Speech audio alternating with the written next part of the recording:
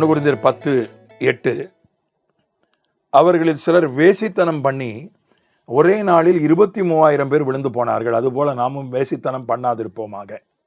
என்னாகமம் 25ஆம் அதிகாரம் 1-9 வரை படிக்கிறோம். இது பாலியல் பாவம். இன்றைக்கு செய்தியில் நாம் பார்த்து திடுக்கிட்டு போன ஒரு செய்தி. இந்தியாவினுடைய உச்ச நீதிமன்றம் சொல்லியிருக்கிறது, பாலியல் தொழில் குற்றம் அல்ல. இன்றைக்கு வெளிவந்திருக்கிற செய்தி அதிகாரப்பூர்வமான அலுவல் பூர்வமான ஒரு செய்தி. சுப்ரீம் கோர்ட்டினுடைய தீர்ப்பு, வயது நிரம்பினவர்கள் 18 வயது நிரம்பினவர்கள் சுய விருப்பப்படி பாலியல் தொழில் செய்வது சட்டப்படி தப்பு அல்ல. ஒரு பெரிய இடியை தூக்கி தலை மேலே சுப்ரீம் கோர்ட் போட்டிருக்கு.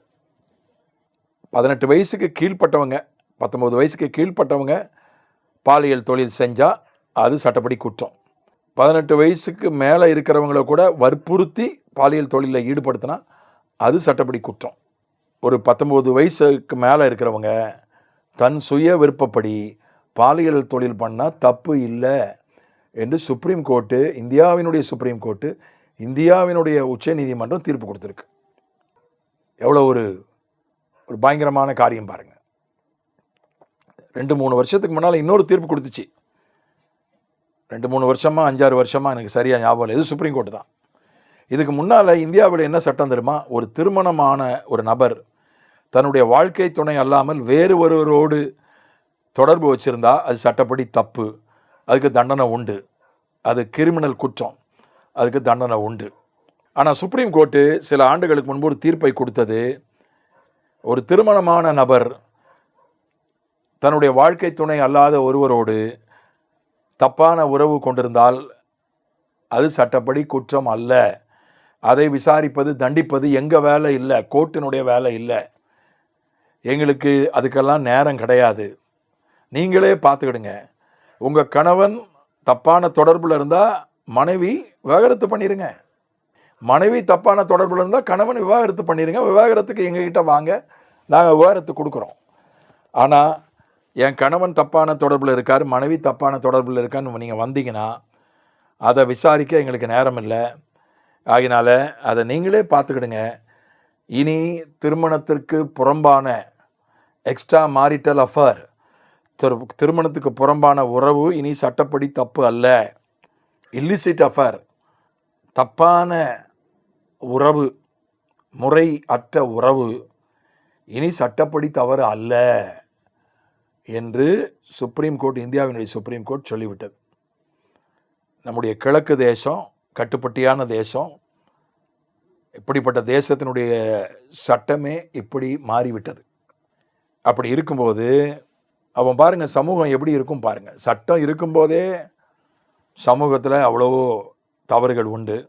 இப்போ சட்டத்தை திறந்து விட்டுட்டாங்க. போங்கப்பா, நீங்களே பார்த்துடுங்க. ஒருத்தன் சரியில்லைன்னா டைவர்ஸ் பண்ணிடு போ. ஆமாம், அவன் வயசு நிரம்பின ஒருத்தர் அவங்க இஷ்டப்படி பாலியல் தொழில் பண்ணால் பண்ணிட்டு போட்டோம், அதெல்லாம் தப்பு கிடையாதுன்னு அவுத்து விட்டுட்டாங்க, திறந்து விட்டுட்டாங்க. ஆனால் கர்த்தர் ஒருபோதும் திறந்து விடுறது இல்லை. கர்த்தர் ஒருபோதும் அவுத்து விடுறதில்லை. இன்னும் கட்டி தான் வச்சிருக்கிறார், பூட்டி தான் வச்சிருக்கிறார். அது ஒரு பேர் கூட சொல்லப்படக்கூடாது. எபேசியர் 5:3 சொல்கிறது. எனக்கு மிகவும் என் வாழ்க்கையில் ஒரு வாய்ப்பாடாக நான் பின்பற்றுகிற ஒரு வசனம் எபேசியர் 5:3. மேலும் பரிசுத்தவான்களுக்கு ஏற்றபடி வேசித்தனமும் மற்ற எந்த அசுத்தமும் பொருளாசையும் இவைகளின் பேர் முதலாய் உங்களுக்குள்ளே சொல்லப்படவும் கூடாது. இந்த வேசித்தனம் அதனுடைய பேர் கூட உங்கள் வாயில் வரக்கூடாது. அப்படின்னா என்ன அர்த்தம்? அது அவ்வளவு அசுத்தமானது. அது பரிசுத்தமானவர்களுக்கு கொஞ்சம் கூட அது ஏற்றதில்லை. வேசித்தனம் அப்படின்றது, பாலியல் பாவம்ன்றது அசுத்தமானது. இப்போ சமூகம் என்ன வந்துருச்சுன்னா, 2 வயசு வந்த 2 பேர், வயது நிரம்பிய 2 பேர் மனமொத்து அவங்களுக்குள்ள உறவு வச்சுக்கிட்டா தப்பு இல்லை என்கிற ஒரு கருத்துக்கு சமூகத்தில் பலர் வந்துட்டாங்க. ஒரு மாநிலத்தினுடைய முதலமைச்சர் தன்னுடைய அரசாங்க காரில் ஒரு மனைவி அல்லாத இன்னொரு பெண்ணை ஏற்றி கொண்டு ஒரு துக்க நிகழ்ச்சிக்கு போகிறார். பொதுவாக மாநில முதல்வர்கள் தன் மனைவியை கூட தன்னுடைய காரில் ஏற்ற மாட்டார்கள், பின்னாடி இன்னொரு காரில் தான் வருவாங்க பொதுவாக. ஆனால் இன்னொரு பெண்ணை, அவருடைய மனைவியே இன்னொரு பெண்ணோடு என் கணவனுக்கு தொடர்பு இருக்கிறது என்று கோர்ட்டில் குற்றஞ்சாட்டி இருக்கிறார். அந்த நிலையில் ஒரு பெண்ணை ஒரு முதலமைச்சர் தன்னுடைய அரசாங்க காரில் ஏற்றிக்கிட்டு வந்திருக்கிறாரு. அந்த அளவுக்கு சமூகம் ஆகிப்போச்சு. இப்போ நான் அரசியல்வாதி அல்ல, அரசியலுக்கு எனக்கு சம்பந்தம் கிடையாது. ஆனால் நாட்டினுடைய சீர்கேடுகளை சொல்லி அதற்காக ஜெபிக்க சொல்வது என்னுடைய கடமை. அவர் தன்னை கிறிஸ்துவன் வேற சொல்லிக்கிறார். அது அதை விட வேதனை. அதுக்காக நம்ம ஜெபிக்கணும், ஜெபிக்க வேண்டியது நம்முடைய கடமை. ஓஹோ, அப்போ என்ன நினைப்பான் இளைய தலைமுறை, ஓஹோ இப்படி செய்யலாம் போல இருக்குது, ஒன்றும் தப்பு இல்லை போல இருக்கு என்று சிலருடைய மனதிலாகிலும் அப்படி ஒரு இடரல் வர வாய்ப்பு இருக்கிறது. பாலியல் பாவம் அது அசுத்தமானது. தேவ பிள்ளைகளுக்கு கொஞ்சம் கூட அது ஏற்றது அல்ல. அதை பேரை கூட நீ சொல்லக்கூடாது. அப்படின்னா என்ன அர்த்தம்? அதை முழுவதும் நீ வெறுக்கணும், அருவருக்கணும், அதை விட்டு விலகி ஓடணும். வேதம் சொல்கிறது விலகி ஓடு. பாலியல் இச்சைகளுக்கு நீ விலகி ஓடு என்று சொல்கிறது. விலகுன்னு கூட சொல்லலை, விலகி இருன்னு கூட சொல்ல, விலகி ஓடிரு, நிற்காதாங்க.